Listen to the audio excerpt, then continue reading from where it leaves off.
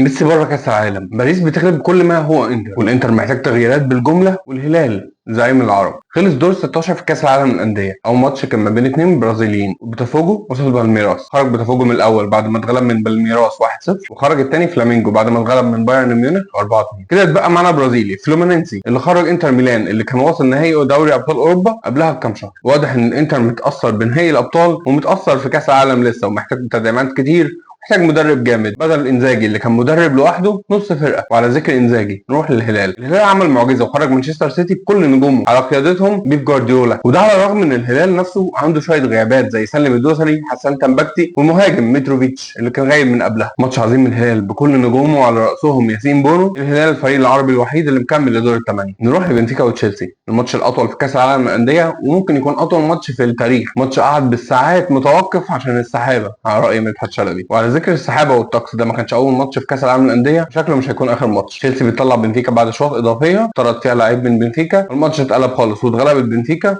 4-1. باريس سان جيرمان بطل دوري ابطال اوروبا بيواجه ميسي لوحده، فكان الطبيعي ان هم يكسبوا 4-0. بعدها الريال بيغلب اليوفي 1-0 وبيطلعوا من كاس العالم للانديه اللي لولا حارس اليوفي كانت هتطلع بفضيحه. نيجي لاخر ماتش اللي كان بيلعب فيه بروسيا دورتموند قدام مونتيري اللي تقريبا ما حدش شافه. دورتموند بتطلع مونتيري ب 2-1 وبتكمل الفرق اللي بتوصل لدور الثمانيه. دور الثمانيه من غير طليان بعد توديع الانتر واليوفي. دور الثمانيه فيه اثنين برازيليين، اثنين المان، انجليزي، اسباني، فرنسي، والاخير العربي السعودي الزعيم الهلال.